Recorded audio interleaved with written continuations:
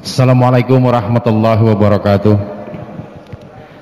Jamaah Jumat yang dirahmati Allah, sebentar lagi khutib akan menaiki mimbar dan akan membacakan kedua khutbahnya. Apabila khutib di atas mimbar, maka kita dilarang berkata-kata. Dikhawatirkan apabila kita berkata-kata, maka sia-sialah Jumat kita. Oleh karena itu, marilah kita simak dengan khusyuk. Semoga kita akan mendapat rahmat dari Allah Subhanahu wa taala. Amin ya rabbal alamin.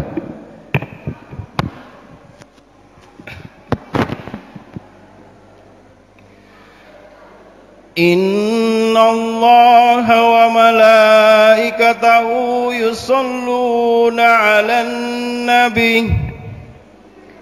Ya ayyuhallazina amanu shallu 'alaihi wa sallimu taslima. Allahumma salli ala Sayyidina Muhammadin Sayyidil Mursalin wa ala alihi wa sahbihi tahirin rasidin anhum ajma'in birahmatika ya arhamar rahimin.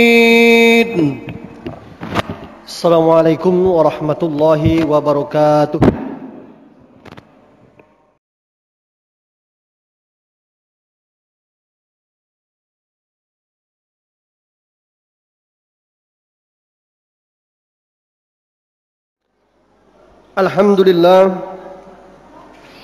Alhamdulillahil malikul haqqul mubin. Ashhadu an la ilaha illallah wahdahu la syarikalah al-qawiyyul matin.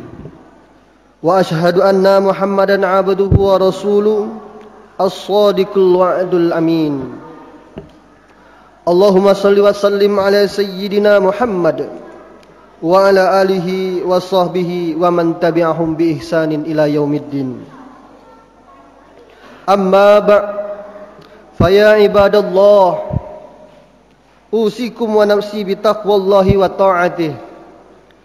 Fa innaka asdaqal hadisi kitaballah wa ahsanul hadi hadi Muhammadin sallallahu alaihi wasallam wa sharral umuri muhdatsatuha wa kullu muhdatsatin bid'ah wa kullu bid'atin dalalah wa kullu dalalatin finnar. Kaum muslimin jemaah salat Jumat yang dirahmati Allah Subhanahu wa taala. Dalam kesempatan yang berbahagia ini, marilah kita meningkatkan ketakwaan kita kepada Allah Subhanahu wa taala dengan mengerjakan segala perintahnya dan menjauhi segala apa-apa yang dilarangnya. Di samping itu, marilah kita bersyukur kepadanya atas segala rahmat, nikmat, taufik dan hidayahnya yang telah dicurahkan kepada kita sekalian, sehingga kita bisa memenuhi panggilannya, yaitu berupa kewajiban salat Jumat sebagaimana yang akan kita laksanakan bersama di siang hari ini. Semoga apa yang sudah ataupun akan kita laksanakan diterima serta diridhai Allah oleh Allah Subhanahu wa taala. Kaum muslimin jemaah salat Jumat rahimakumullah. Khutbah yang akan kami sampaikan pada kesempatan siang hari ini yang berjudul mewaspadai riya dalam ibadah. Seseorang dikatakan riya apabila ia melakukan sesuatu pekerjaan karena ingin dipuji oleh orang lain. Amal yang demikian diharamkan oleh Allah Subhanahu wa taala. Dalam surah Al-Maun ayat 4 sampai 6 Allah Subhanahu wa taala berfirman, A'udzubillahi minasyaitonir rajim. Fawailul lil musallin allazina hum an salatihim sahun allazina hum yuraun. Maka kecelakaanlah bagi orang-orang yang salat, yaitu orang-orang yang lalai dari salatnya, orang-orang yang berbuat riya.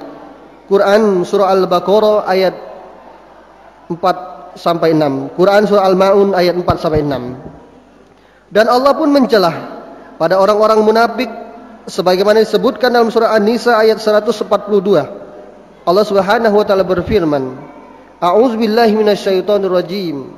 Wa idza qamu ila sholati qamu kusala yura'unan nas.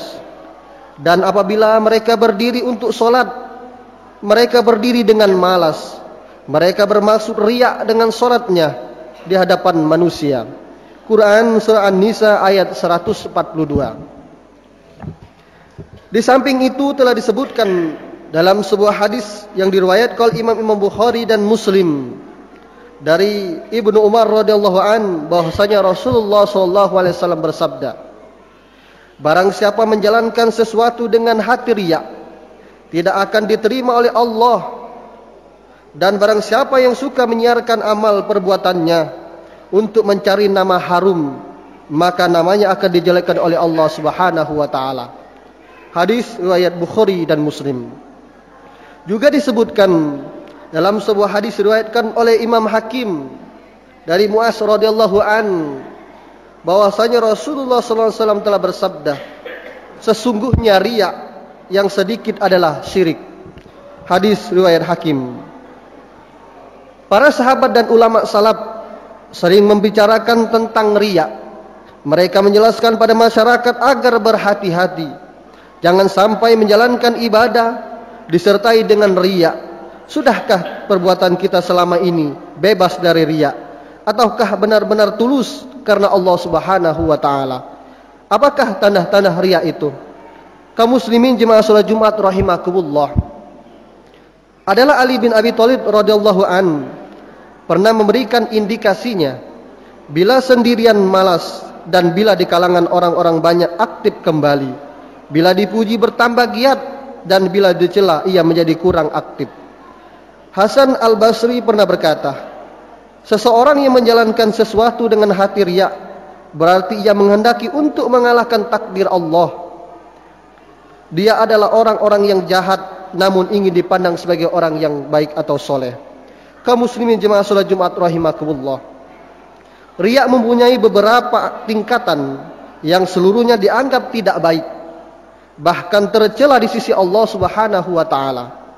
Imam Al-Muhasibi menjelaskan tentang riya secara rinci yang mendorong seseorang untuk berbuat sesuatu dengan hati riya. Inti dari penjelasan tersebut adalah, yang pertama, seseorang menyatakan iman dengan riya. Dia mengucapkan 2 kalimat syahadat namun dalam hatinya penuh kebohongan dan keraguan. Bila ia meninggal dunia, nanti akan masuk ke dalam neraka yang tidak akan dikeluarkan dari neraka tersebut. Dalam hal ini Allah Subhanahu wa taala berfirman, A'udzubillahi minasyaitonir rajim. Wa minan nasi may yu'jibika quluhu fil hayatid dunya wa yashhadullahu ala ma fi qalbihi wa huwa aladdul khisam wa idza tawalla sa'a fil ardi liyufsida fiha. Dan di antara manusia ada orang yang ucapannya tentang kehidupan dunia menarik hatimu dan dipersaksikan kepada Allah atau kebenaran isi hatinya, padahal ia adalah penantang yang keras. Dan apabila berpaling dari kamu, ia berjalan di muka bumi untuk mengadakan kerusakan padanya. Quran surah Al-Baqarah ayat 204 sampai 205. Yang kedua, seseorang yang menjalankan ibadah dengan riya dan hatinya masih membenarkan ajaran-ajaran pokok agama, bagaikan orang yang giat menjalankan sholat di depan umum, namun ketika sendirian dia malas melakukannya. Jadi pandangan manusia yang lebih diperhatikan daripada pandangan Allah Subhanahu wa taala. Yang ketiga, seseorang yang menjalankan ibadah sunnah dengan hati riya. Ciri-cirinya, dia selalu aktif menjalankan ibadah sunnah untuk mencari pujian dan takut tercela di hadapan orang banyak. Allah Maha Tinggi lebih mengetahui apa yang ada dalam hatinya. Bila sendirian dia malas menjalankan salat fardu, apalagi yang sunnah. Lalu yang keempat, seseorang yang selalu riya dalam mempertinggikan kualitas ibadah, seperti memperpanjang ruku dan sujud, menjalankan salat dengan baik sekali di hadapan orang banyak. Imam yang membaca Al-Quran dengan memelihara tajwid, makhraj dan suara yang merdu, terkadang membaca Al-Quran dengan menampakkan rasa sedih, seolah-olah orang yang soleh dan selalu takut kepada Allah Subhanahu wa taala. Yang kelima, menampakkan kebaikan di hadapan orang banyak agar segala kejahatan yang diharapkan dapat tercapai dengan baik.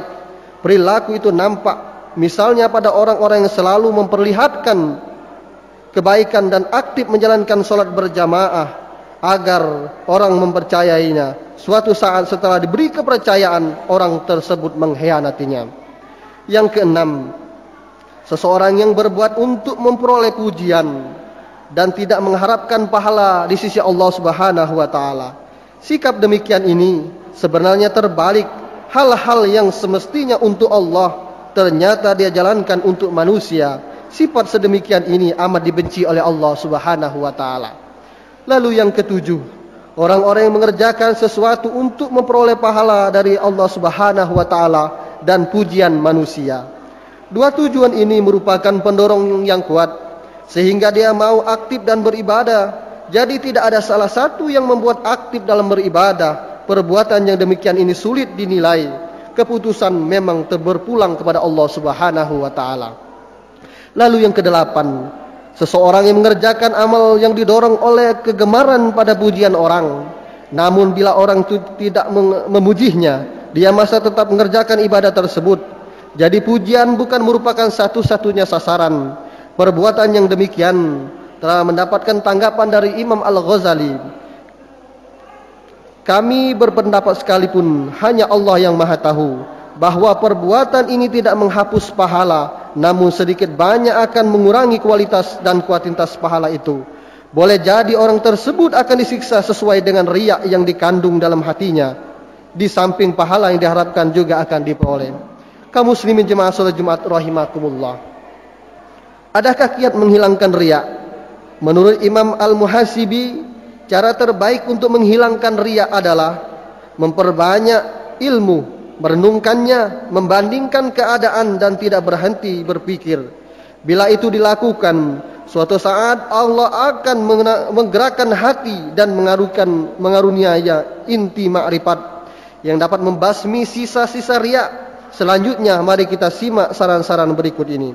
Yang pertama, seseorang yang menjalankan suatu dengan riya hanya mengetahui bahwa riya dapat mengotori hati, dan itu sebagai penghalang kehadiran taufik dan hidayah dari Allah Subhanahu wa taala, tak akan memperoleh derajat yang tinggi di sisinya. Seseorang yang mencari nama atau pujian di kalangan orang banyak pada hakikatnya tidak membawa manfaat sama sekali. Perbuatan tersebut merupakan penghinaan kepada Allah, gemar terhadap apa yang dibenci oleh Allah, sesuatu yang tidak akan diterima oleh Allah Subhanahu wa taala dengan baik di kalangan orang banyak.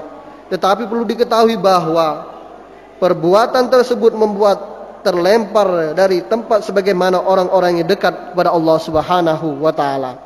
Dia harus mengetahui bahwa perbuatan yang diterima di sisi Allah dapat memberi bobot timbangan kebaikan di akhirat. Selanjutnya yang kedua, seseorang harus memahami benar bahwa apa yang diperoleh dari harta di dunia pada hakikatnya sudah tercatat sebelumnya di sisi Allah Subhanahu wa taala. Perbuatan yang disertai hati bersifat riya tak dapat menambah rizki yang sudah ditentukan. Seandainya seseorang tidak dipandang atau tidak memperoleh nama harum di kalangan masyarakat, hal ini tidak akan mengurangi rizkinya yang sudah ditentukan. Bahkan seseorang yang berbuat sesuatu dengan ikhlas akan memperoleh rizki yang benar-benar bersih. Lalu yang ketiga, seseorang harus berupaya melatih diri untuk merahasiakan amal perbuatan yang baik dan menutup segala terobosan yang menyerumuskan pada pujian-pujian orang. Hal itu dikecualikan bagi ibadah-ibadah yang harus dilihat orang banyak seperti berjamaah dan lain-lainnya. Kaum muslimin jemaah salat Jumat yang dirahmati Allah, upaya yang demikian itu senantiasa dilakukan sekalipun nafsu angkara di suatu saat merasa enggan melaksanakannya. Tapi yang perlu diingat adalah sekeras apapun nafsu yang kita izinakan, suatu saat akan menjadi penurut dan tunduk. Di saat itu dia akan merasakan cukup bila amal perbuatan dilihat oleh Allah Subhanahu wa taala semata.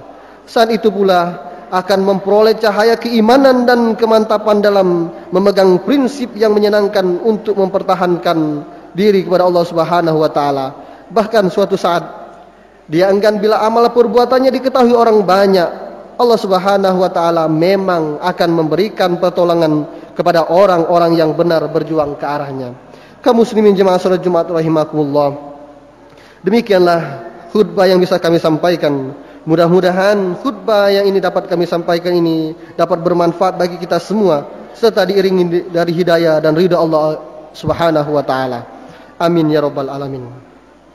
Jalana wa iyyakum minal faizin al aminin wa adkhalana wa iyyakum fi zumratin ibadis solihin.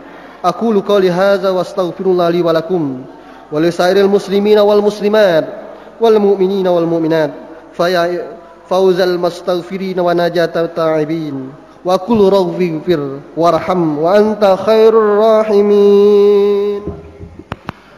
اللهم صل على سيدنا محمد وعلى آل سيدنا محمد.